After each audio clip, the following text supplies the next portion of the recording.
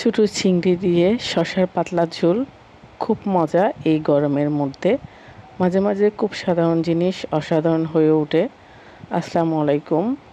জানি না আমার ভয়েসটা কেমন হয়, যেহেতু আমার ঠান্ডাজনিত অর্থাৎ সর্দি কাশি জ্বর। তো আমি শসাটাকে কেটে নিলাম।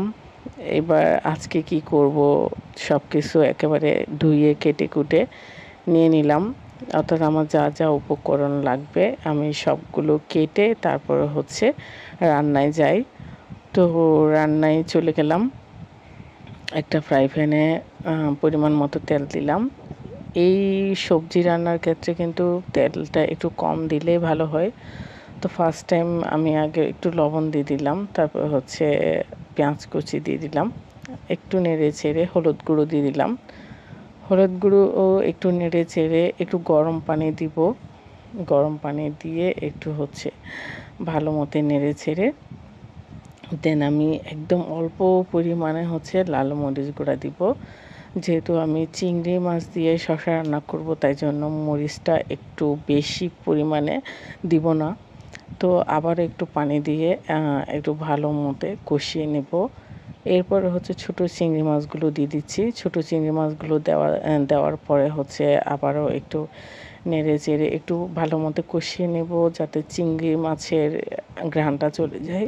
এরপরে শসাগুলো দিয়ে দিচ্ছি। শসা দেওয়ার পরে শসাও নেড়ে চেড়ে একটু ভালো মতো কষিয়ে নেব। আমি এখন কোনো পানি দিব না। আগে শসাটা একটু সিদ্ধ হয়ে গেলে তারপরে গিয়ে শসা থেকে অনেক পরিমাণে পানি বের হবে, আপনারা দেখতেই পাবেন। এই যে অনেকটা পরিমাণে পানি বের হয়ে গেছে, আমি কিন্তু কোনো পানি দেই নাই। তো এখন একটু টমেটো দিয়ে দেন ঝোলের জন্য একটু পানি দিয়ে দিব। যেহেতু আমি পাতলা ঝোল করব শসার, তাই জন্য এই পরিমাণ পানিটুকু কিন্তু আমার হবে না। তাই জন্য আরেকটু পানি দিয়ে আমি চুলাতে রেখে দিব, যাতে আমার শসা টমেটো সব কিছু একদম প্রপারলি সিদ্ধ হয়ে যায়। আর লবণ তো ফার্স্টে দিয়েছিলাম, একটু কম মনে হচ্ছিল, তাই জন্য আরেকটু লবণ দিয়ে দিলাম। এরপরে ভালো মতো নেড়ে চেড়ে আমি ঢাকা দিয়ে দিব, যাতে ব্লক আসলে অর্থাৎ প্রপারলি হয়ে গেলে ধনেপাতা দিয়ে কিন্তু আমি নামিয়ে ফেলবো। আর এই শসার পাতলা ঝোলের মধ্যে ধনেপাতা না দিলে হয় না।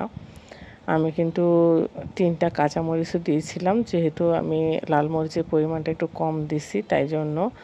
আর একদম অনেকটা পরিমাণে ধনেপাতা দিছি, যাতে ফ্লেভারটা খুব ভাল লাগে। তো সাধারণ জিনিস অসাধারণ হয়ে ওঠে মাঝে মধ্যে। এই ছোটো চিংড়ি মাছ দিয়ে শসার এই পাতলা ঝোলটা অসাধারণ খেতে গরমের সময়।